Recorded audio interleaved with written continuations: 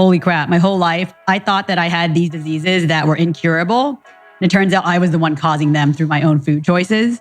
And like, how come no one ever told me this? Like, how can I go through college at Stanford and get to age 30 without knowing this? So I felt like there needed to be a service out there that would like help people eat the right foods and educate them, because like people don't know.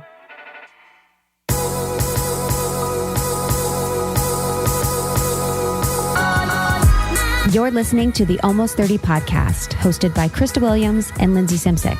Almost 30 started as a conversation about the transition from our 20s to our 30s. But then we realized life is full of transitions. So we expanded our mission.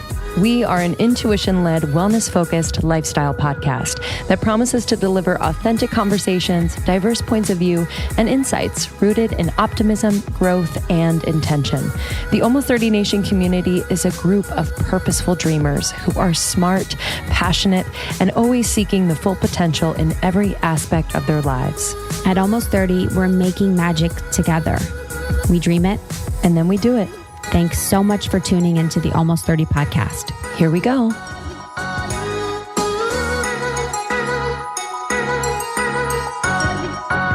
Hello, everyone. Welcome to Almost 30 podcast. We are so glad you're here. Hi, everyone. Hello, family. We are here for you. I've been talking to a lot of you via Instagram lately. I feel like the state of the world is a little uneasy, and it's actually been really comforting to connect with you online.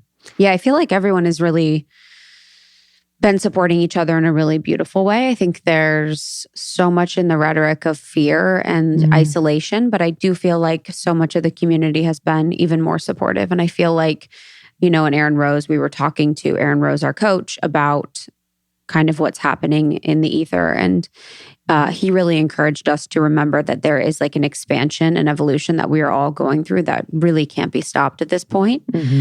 So all of the fear and things that are happening in the world will pass as we evolve and really step into our light. Yeah. He also emphasized that love is so much more powerful than fear, which is like, you say that and people are like, okay, shut up, but this is real. But love is also very real and is like a very real vibration that could possibly help the situation. So wherever you are out there, just know that we are here to support you. We have a community of women all over the world.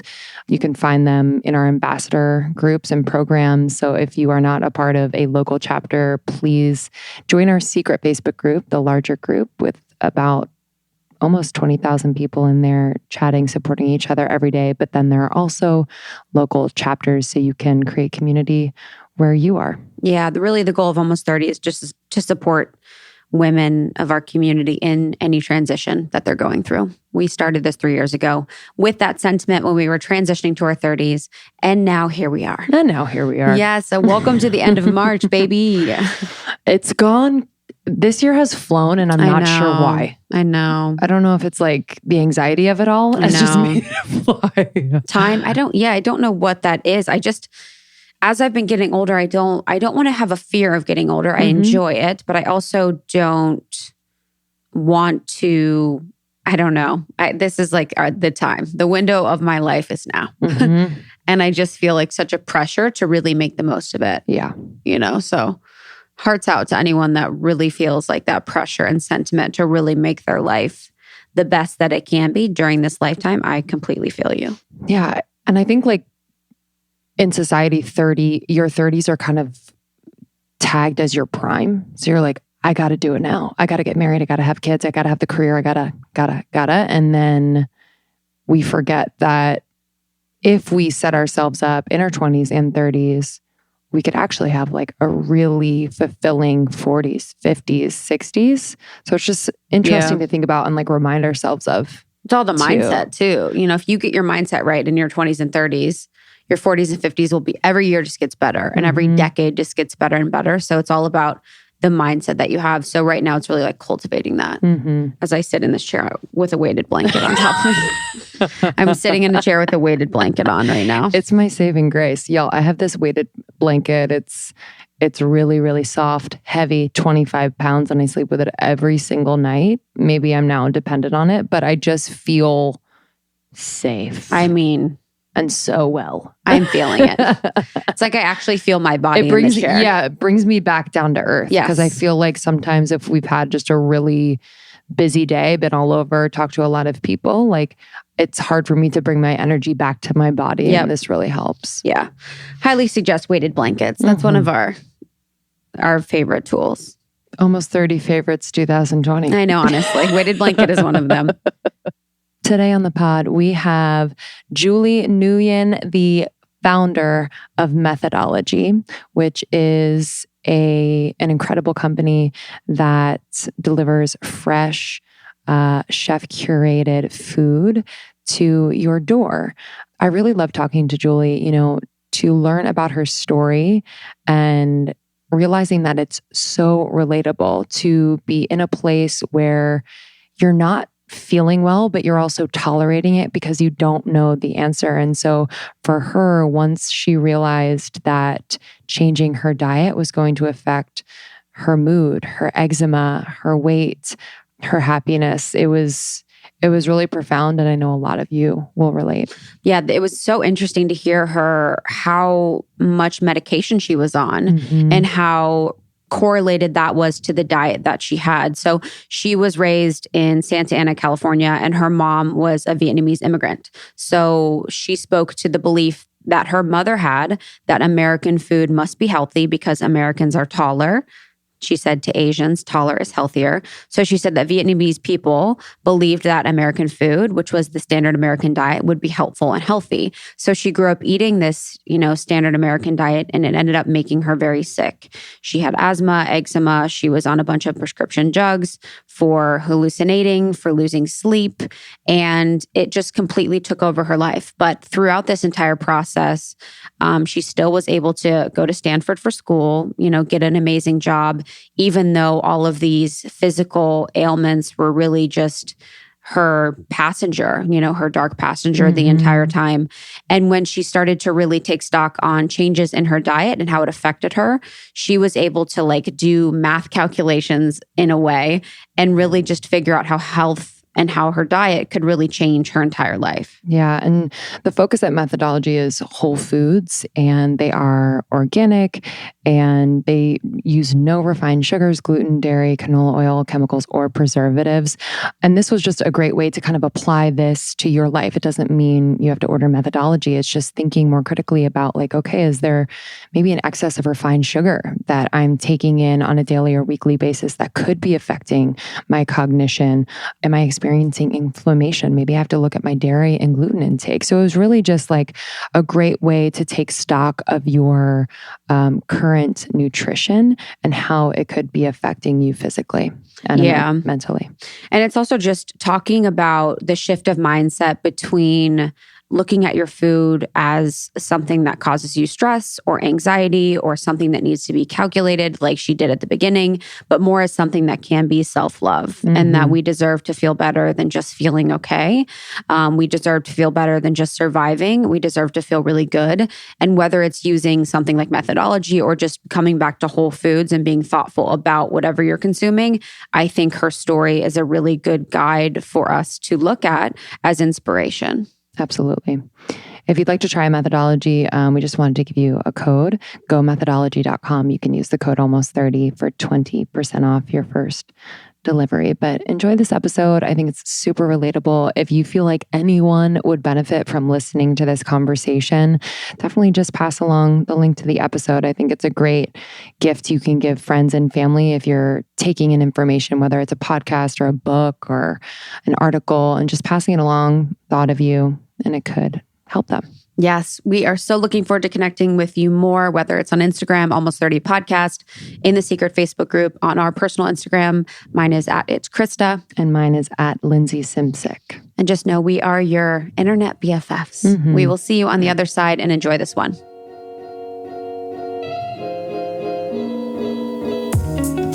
Before we get into this episode, we wanted to let you know that we are hosting a digital workshop and healing with our dear friend and trusted healer, Milana Snow.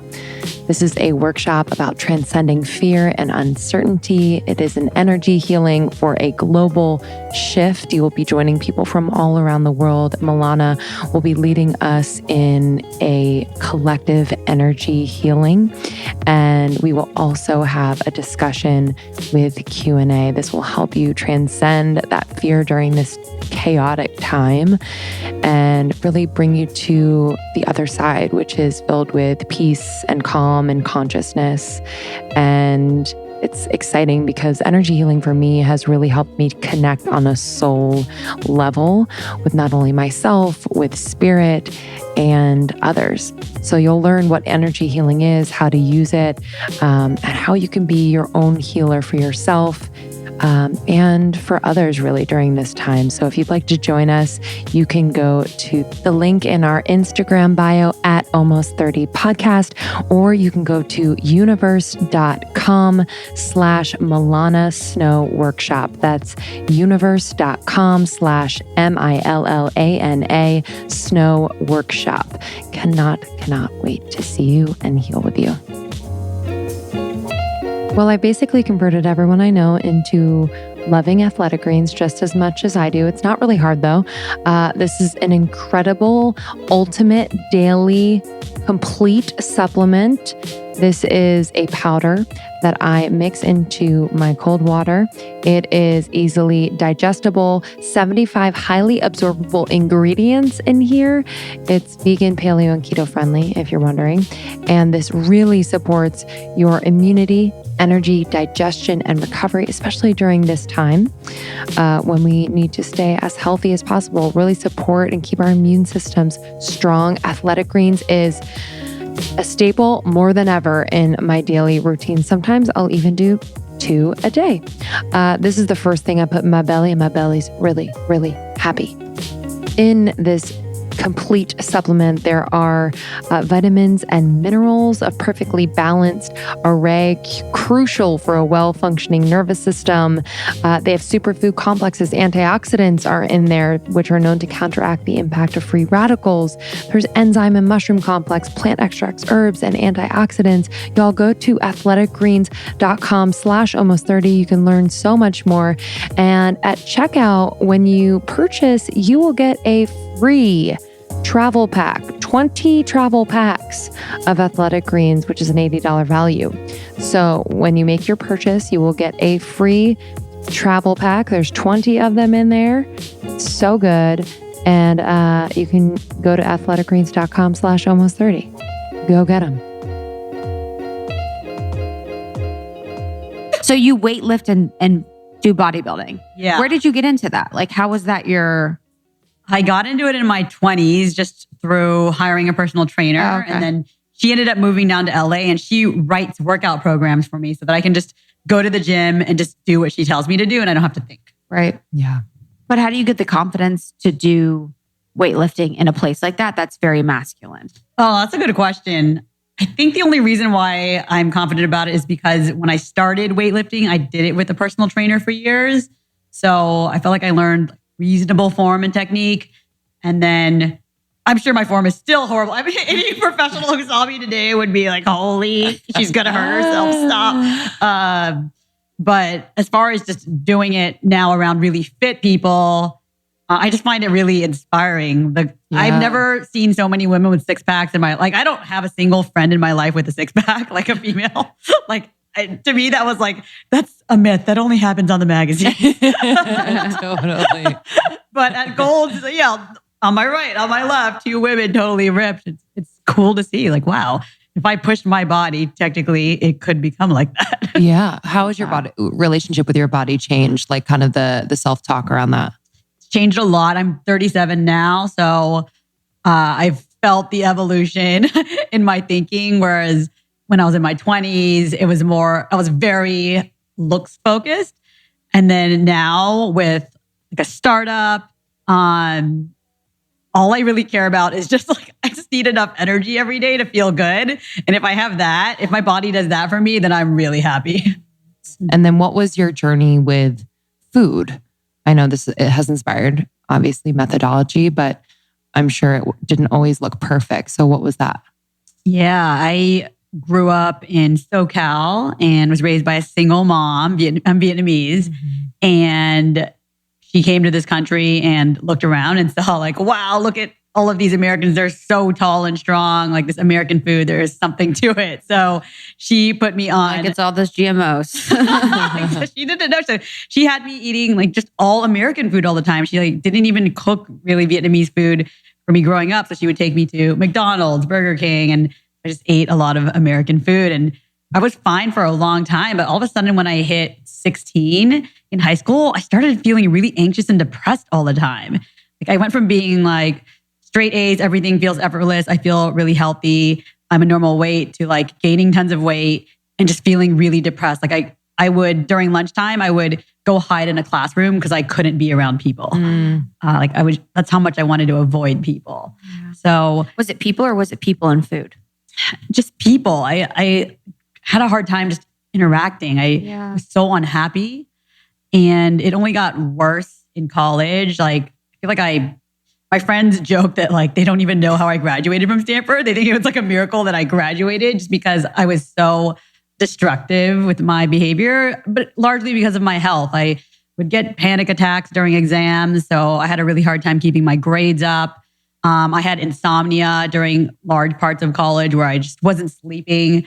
So I was on tons of prescription drugs for all of these things. Like, wow, you know how they handle. So I was on like the pill for acne. I was on anti-insomnia drugs, anti-anxiety drugs, really strong anti-asthma, allergy prescription drugs.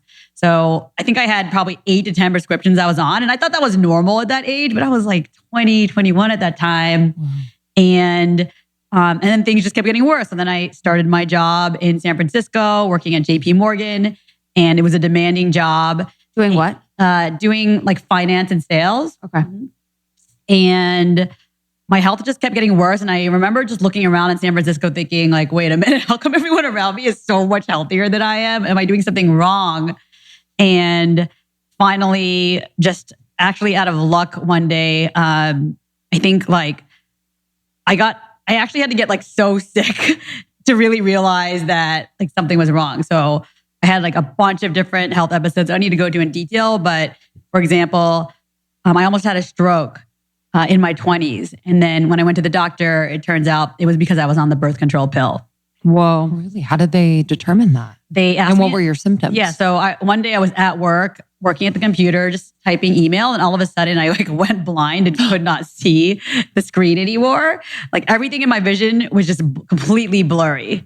Like, like looking through like a really weird kaleidoscope, which freaked me out because it had never happened before. And I was like, please God, let this not be permanent because I can't see anymore. So like, I need to say best regards in this email. I gotta finish this email. Honestly, you need to tell them that this is in receipt and you're working on it. Yeah, exactly. So I like immediately go to the emergency room and they said, okay, what you experienced is called an ocular migraine. They asked me about all the different drugs that I'm on, diet and all that stuff. And then the neurologist at UCSF said, okay, based on everything we know about you, you're at high risk of stroke. You almost had a stroke. It's because of hormonal birth control. You cannot be on any form of birth control that has hormones, even if it's an IUD. It's like, you just can't, sorry. Wow. And he said like, it's so sad how easily people give out the pill in the US. Because he said, I have seen women your age come in here with a full-on stroke and it is so sad, caused by the pill. I've never heard of that. Wow. Yeah. I hadn't either. I mean, I was literally taking it for acne, not even because I was in a relationship. So it's like, I really didn't need it.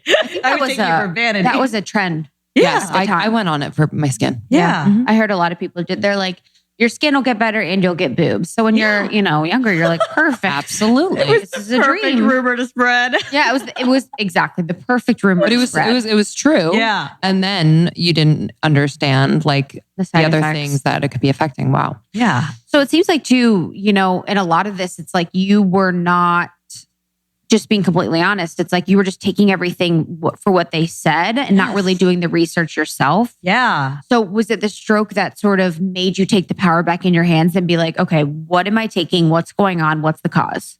It took several health interventions for me because I didn't know. I was raised to idolize doctors and didn't think that I needed to question their skill and their knowledge. So it probably wasn't even until I had like a second health scare where I had a tumor repeatedly growing in my throat that I constantly had to get removed. So that, because they wanted to make sure it wouldn't become cancerous. So finally, after 3 surgeries, this doctor is like, you really need to take care of your immune system.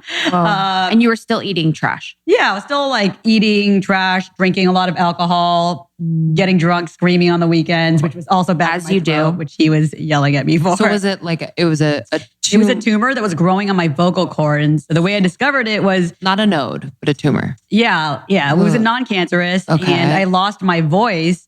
And after 6 or 9 months of having no voice, people were like, you should go to a doctor. Because that's weird to have such a raspy voice for so long. And that's when they stuck a camera down my throat and they were like, okay, you have a tumor growing on your vocal cord. And we won't know if it's cancer until we get in there and operate, which was like, that was a scary couple months. Wow.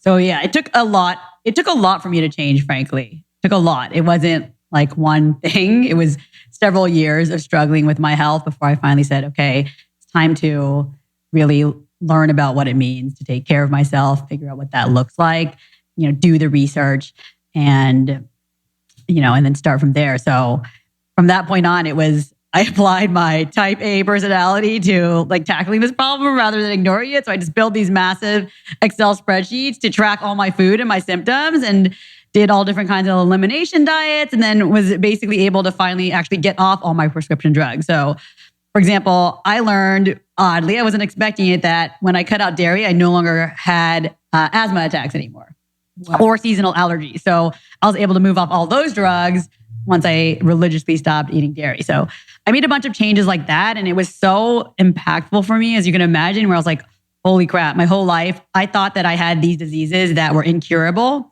And it turns out I was the one causing them through my own food choices. And like, how come no one ever told me this? Like, how can I go through college at Stanford and get to age 30 without knowing this? So I felt like there needed to be a service out there that would like help people eat the right foods and educate them, because like people don't know. They just don't know. Yeah, I kind of want to unpack too, just like going back, your mom being an immigrant and a single mom. Did she come from Vietnam, or like what was her journey like?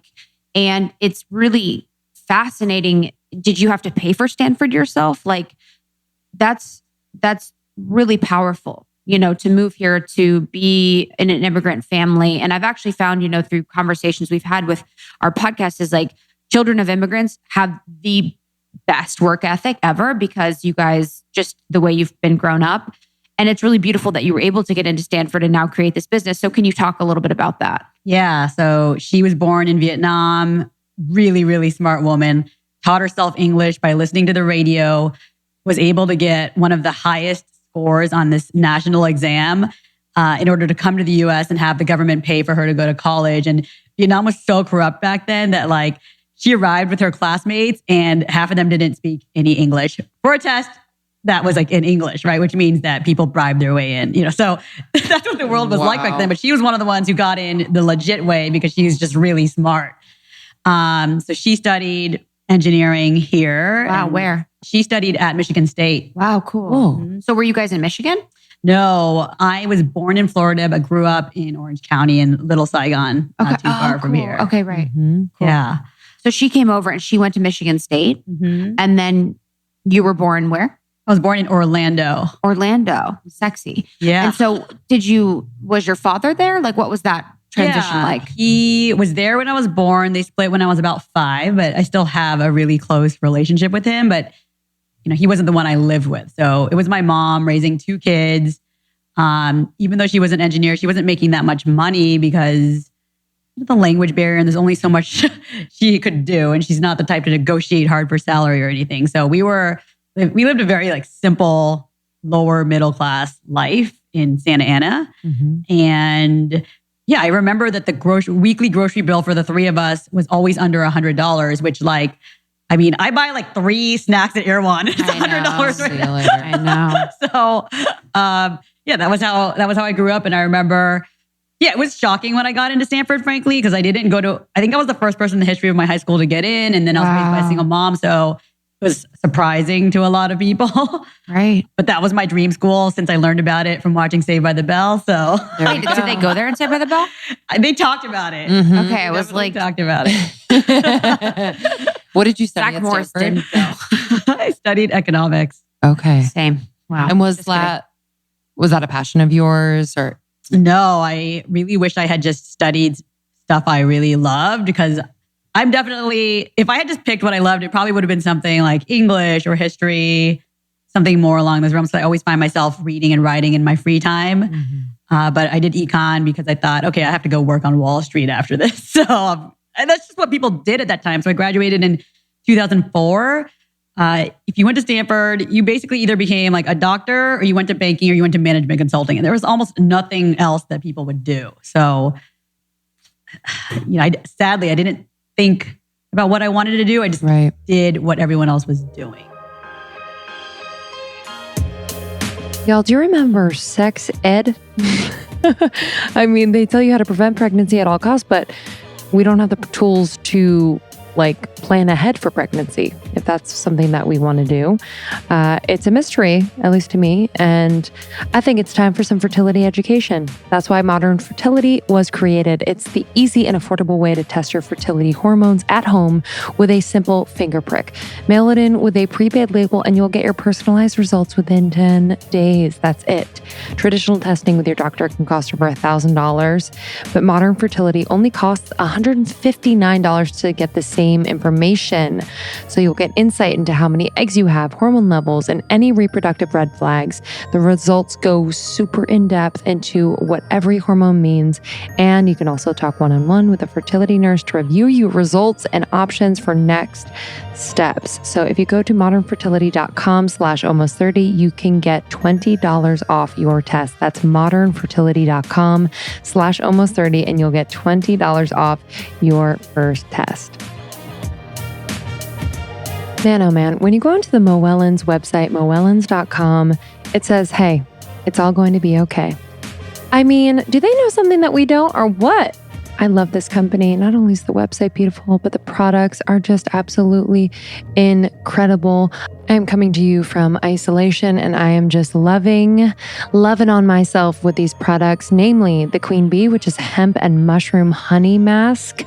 It uses CBD infused honey to calm redness, balance skin tone, and get you back to your highness. You know what I mean? It really leaves my skin feeling super bright. Sometimes I'm like a little dull at the end of the day. This gets me right back to it. But they have skincare. They have ingestibles that are incredible. I truly trust this company. Amy, who founded Moellons, is just an incredible human being with the purest intentions in starting this company that will truly help you and support you.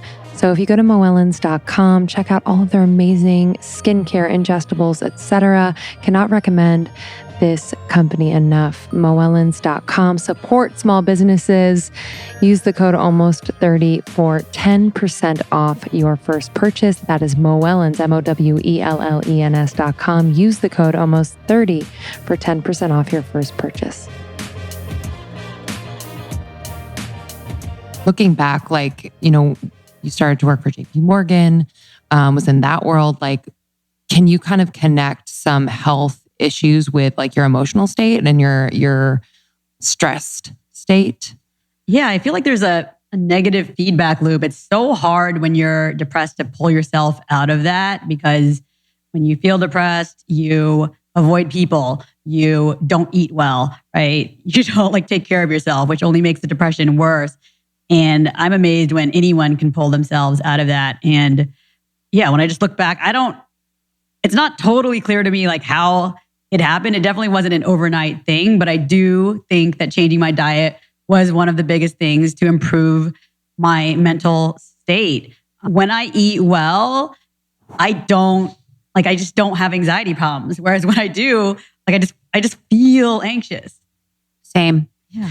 I have a history of depression, anxiety, and even in my family, mental illness.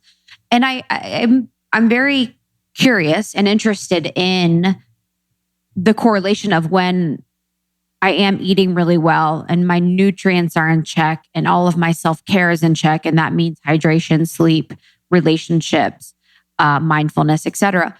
And how I am able to mitigate and work against it. And sometimes I'm like, how much, and of course I am validating people that have clinical depression and have clinical anxiety and have medications for it. But I do ponder like how much is controlled by food and diet. Because it's like when you changed your diet, your depression was... Yeah, it was pretty much gone. I don't feel like I have any issues today as long as I take care of myself. Yeah. And that was something that I thought that I was going to be straddled with my whole life. I was like, oh, this is just what it feels like to be an adult. Like I thought it was normal. I just thought that was normal. That's probably, do you think that's like in the culture of being at Stanford and then to JP Morgan? It's like, okay, college, you work really hard, you get the grades, you're supposed to get the job that gets you the money. And this is kind of part of the culture in the corporate world where you're supposed to be miserable. I felt like that was a little bit in the zeitgeist of conversation in the corporate world. I was in consulting, finance management consulting when I first got out of college. And that was a little bit of the conversation where it's like, it's normal to feel miserable. And this is a conversation piece that people can relate on. And it was almost like funny. Mm-hmm. It's like how you talk to people. It's like how miserable you are.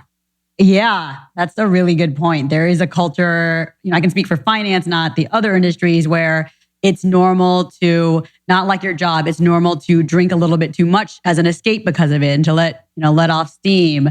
It's normal to just go out and grab, whatever lunch with the coworker. It's not like, it's definitely not like a wellness environment. I agree. It's like, we all hate this, but we're doing it for the money. Exactly. Yeah. I was going to bring up the money thing where it's like, that is the attachment to that part of success is, I think, so strong in those industries, if not like the only thing, unless you're like driving other initiatives within a company or really are passionate about what you're doing.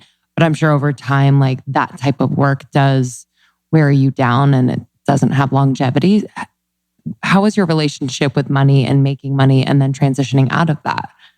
Yeah, it was hard to decide to make the transition because I was doing finance in San Francisco, but all of my friends were working in tech at companies that I thought were doing way more meaningful things than what I was working on. So I knew I wanted to make the transition to tech so that I could feel like I was spending my time valuably. And so you fit in a little bit. Yeah, and to fit in is so much like that. No one wanted to hear about what I did. You're like, yeah, literally. But then I realized when I started to interview, wow, like I'm really being overpaid right now and I would have to take a massive pay cut just to switch industries. And I did. I think like I literally from like my last year in finance to my first year in tech I made 1/3 of what I had been making the year before. So I had to take a massive pay cut to make this switch, but I just told myself like, well, it's going to be more painful the longer I wait. And I know that like when I looked at what my boss was doing in finance, like I didn't want that job. So I felt like I just had to rip the Band-Aid off and do it. But it was a hard adjustment to go from like making good money to like not making good money again. I think that's a good thing for people to do in the corporate world. Just have a think about like the career trajectory that's in front of you and looking at the people above you. Like, do you want that job? If you're the next in line for a management position or vice president or whatever, it's like, is that interesting to you? Do you want that job? Did they seem happy? Does that seem like something you'd want to do to really like evaluate where you are and if you're doing the right thing? But I also just want to talk about like the evolution of sort of you and your health and sort of taking it into your own hands. So when you quit, did you have the Excel spreadsheets going? Did you have the research happening? Like, because I'm curious if there was a connection between your courage to leave your job and you having control and ownership of your health. Mm-hmm. I didn't start doing the health tracking and Excel stuff till I was working in tech. But the skills that I acquired definitely in the finance job helped me do that in a really easy way. And I think that the courage to leave that job made it easier for me to then later quit my tech job to start methodology. So I think once you do these hard, scary things, they becomes easier over time. 100%. As you did your research, like what was the most fascinating or shocking thing that you found and then implemented? About like health changes, dietary changes. I guess at the time, one of the things that was causing me the most health problems, there was obviously dairy, but all of the fake meats. So I was eating a lot of fake meat back then. And it turns out those were giving me like tons of health problems. So like my face used to be half covered in eczema and my elbows and I would just like scratch in meetings all the time because I couldn't control myself. And I didn't realize it was the soy nuggets that I was eating. And I only bring this up now because it made me miserable for so many years and I had no idea what it was. And I'm bringing this up now because there are a lot of fake meat products coming out now. So I just, I don't eat them. I don't touch them. We don't use them in methodology. I just hope that people are careful that if they're making the switch from chicken or seafood to some of these fake meats, if they notice, any shifts, any weird new things happening with their health, that's a reasonable hypothesis. Definitely. Did you get food tests to prove that it was the soy, or how did you make that discovery?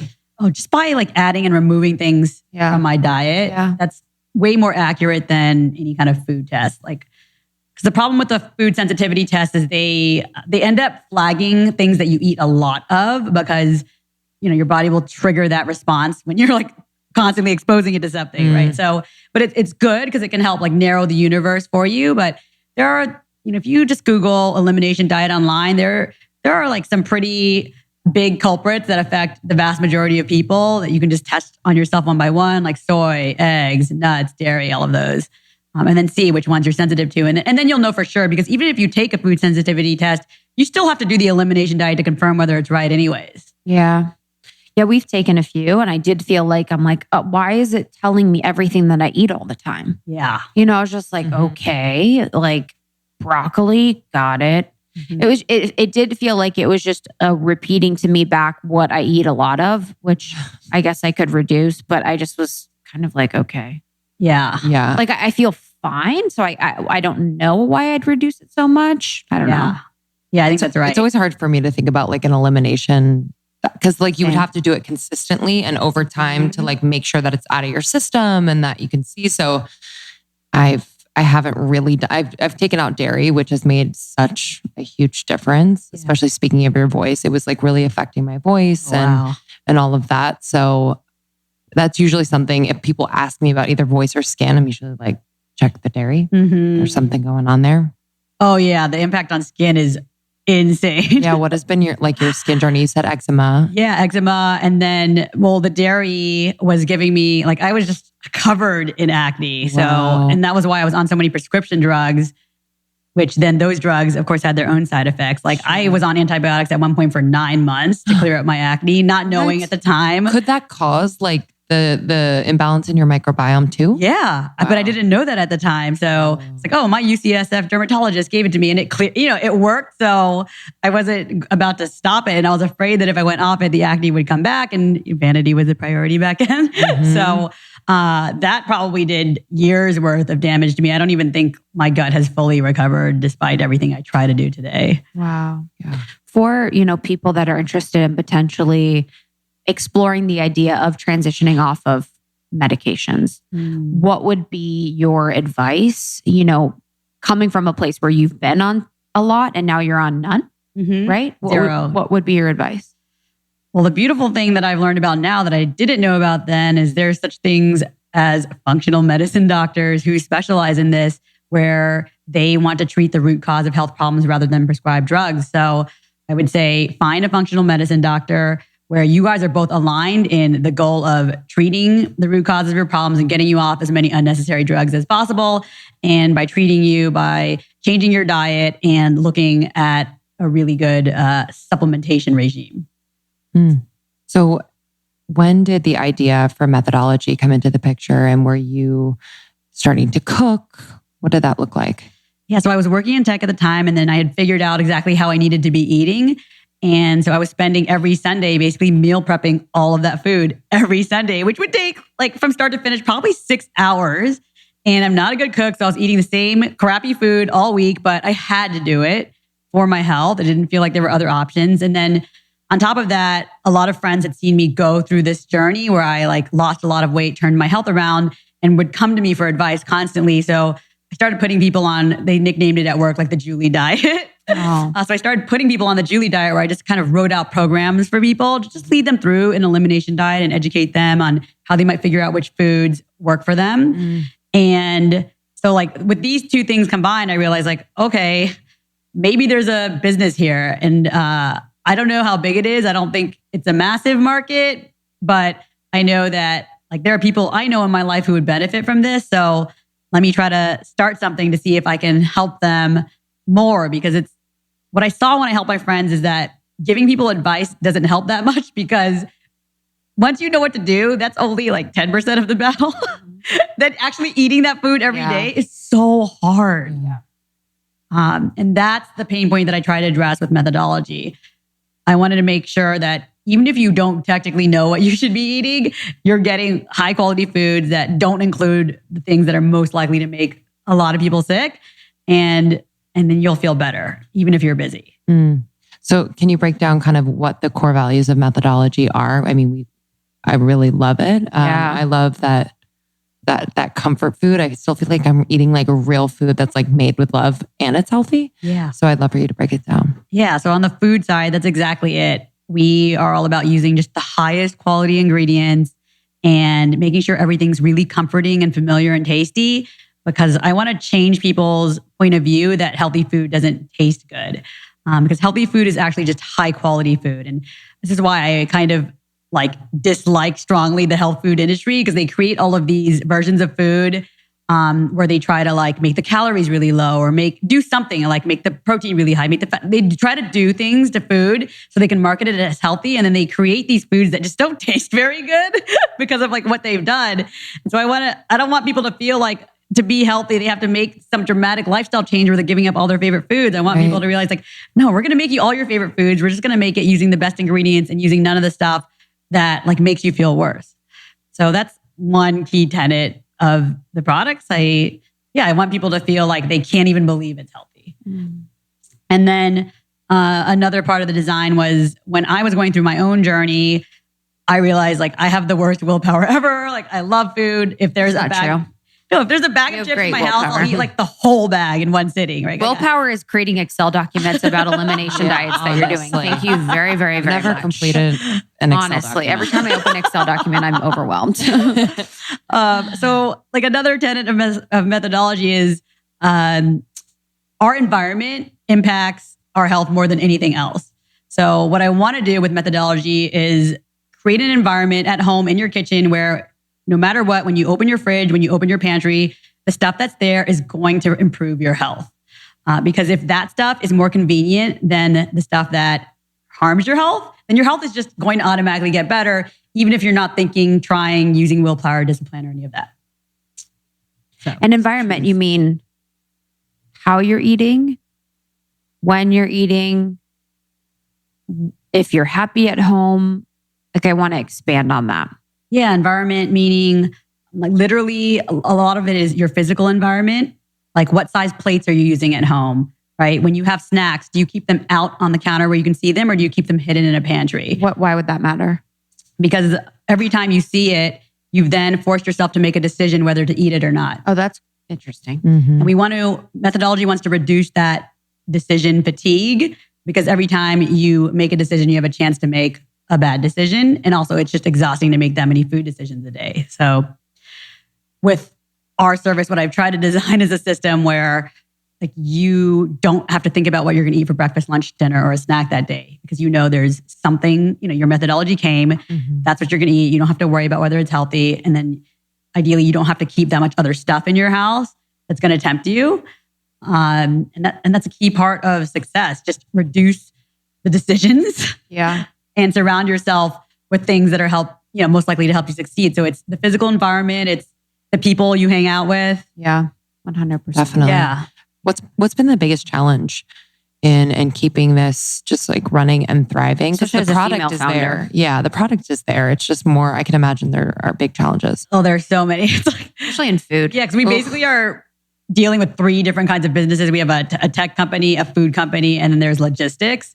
So if any one of those 3 fails, then the whole system is totally screwed. So always trying to stay on top of all 3 systems and making sure that as when one system changes, the other systems are ready. There's just like a lot of coordination that's involved. And then obviously when you're dealing with perishable foods, you end up with a low margin product. So there is a reason why you always hear about restaurants failing. It's just the food business is really, really hard when you're dealing with perishable food. I will separate out like snack companies that don't have perishable products. Those companies actually have margins that can be more similar to software, and they don't have exactly the same kind of struggles. But if you, as an entrepreneur, sign up for a perishable food product, there's almost no room for error in your execution because the margins are so low. And that's kind of what makes it scary. It's not that there's any one hard thing.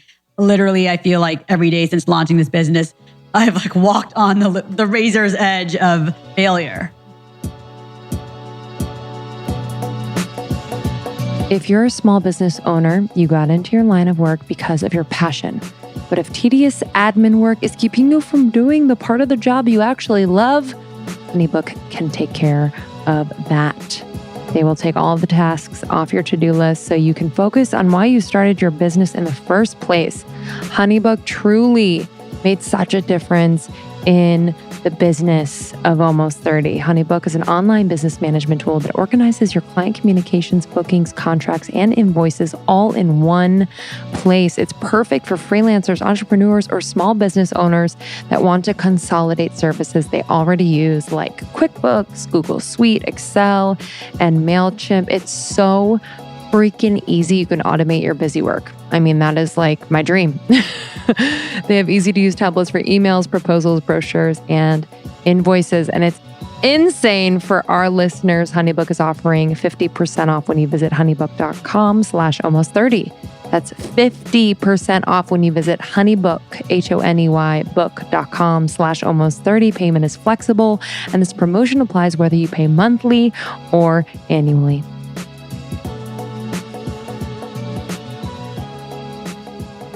How do you stay motivated then? I just love what I do. I just really love it. Because I think about this question a lot, because there are a lot of times when things are so hard, I have to step back and ask myself, because I think it's worth asking, like, okay, do I still want to do this? Why am I doing this? Is this still what I thought it would be at the moment that I started the company? And every time, I just can't imagine myself doing anything else, because I just really love designing this product and making it better every day for our clients. And that's what keeps me going when times are hard. I don't even necessarily think it's that I'm resilient. It's just like, I don't want this thing that I love to go away. Yeah, absolutely. And as a female entrepreneur, what advice would you give to other female entrepreneurs? Oh, I think we're definitely a minority out there still. I think it's great to try to connect with other female entrepreneurs and do everything you can to support them, because we go through different issues than men do. And so sometimes you just need a sounding board to talk about these things, because everything's different from the way you fundraise. Like if I go to a man for fundraising advice, the strategy that men use is very different from the strategy women use. Because a man will give advice like, oh, you got to act like you're not trying that hard. Show up, t-shirt and jeans, maybe show up 5 minutes late. They might give you advice like that, right? You talk to a female who successfully raised like a Series A and B. She hired a coach. She hired a wardrobe consultant. She went in with a suit. Wow. She cut her hair short. Everything was polished, right? Dude. So she went in 15 minutes early. Exactly. What is that? What is that when guys are just like, don't try so hard. Just go in there. Yeah. Yeah. What is Act like you don't need their money. Yeah. But it's women. It's like, if a woman did that, they'd be like, she's unprofessional. Yes. Like, she's unprepared. Yes.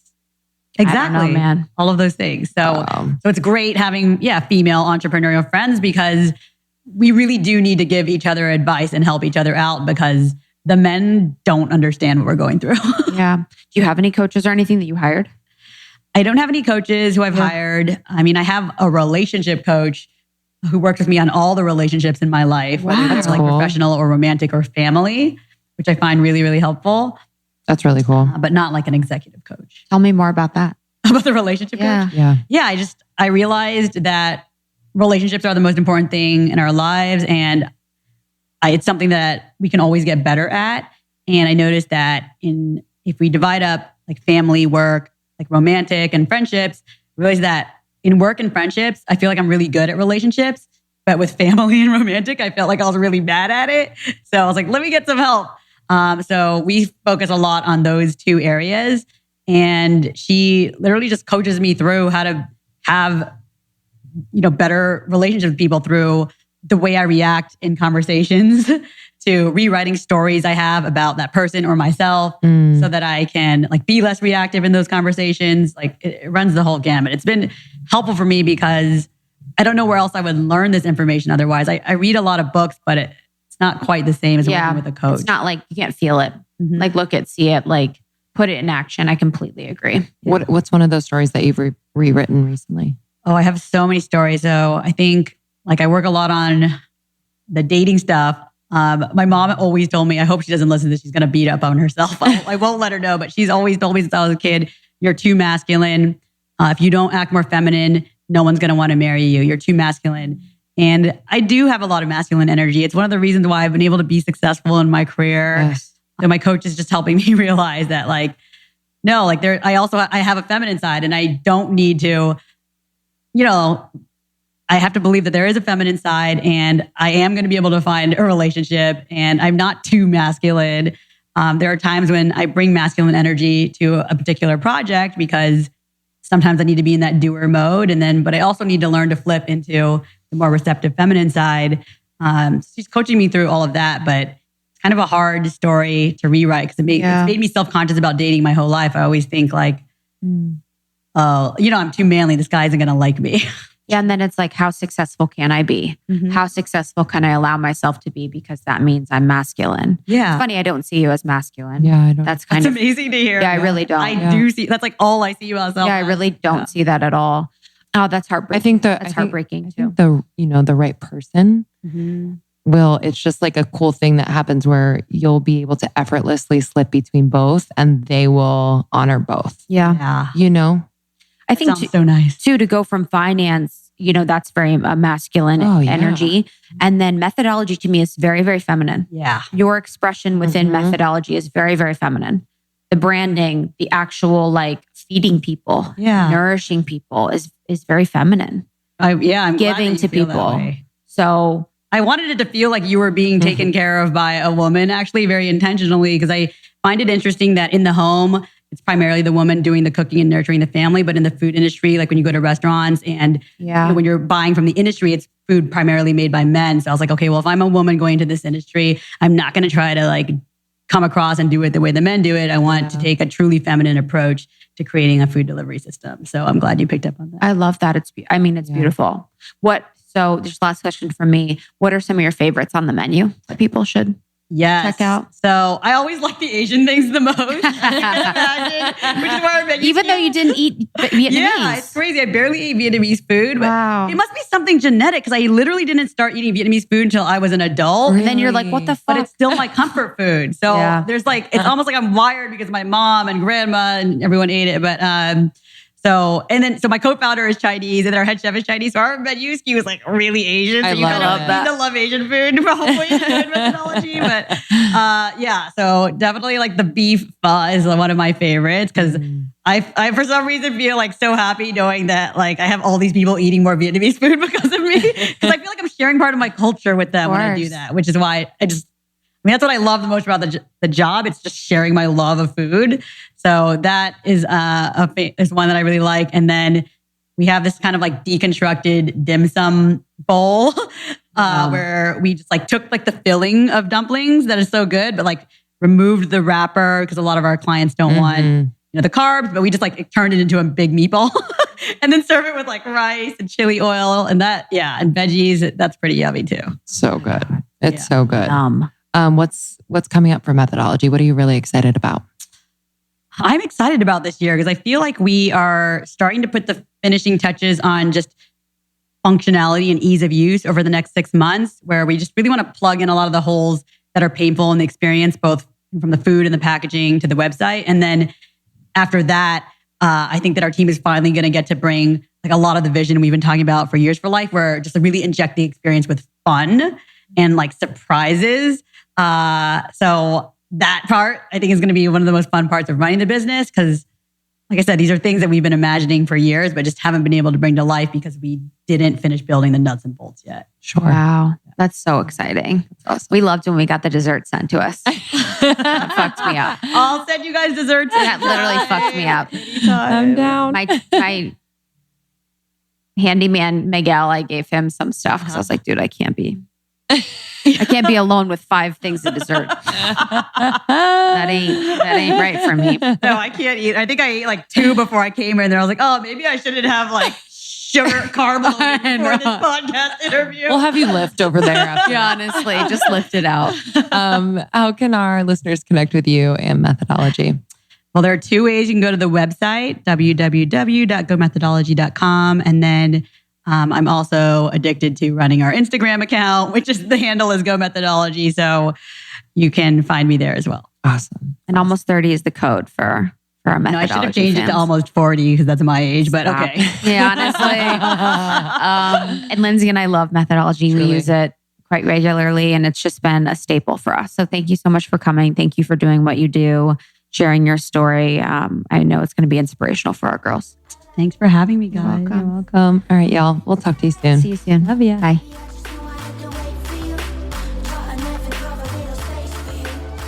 Thank you so much, Julie, and definitely recommend methodology. I get it about once a month, sometimes when I'm home, once a quarter for sure.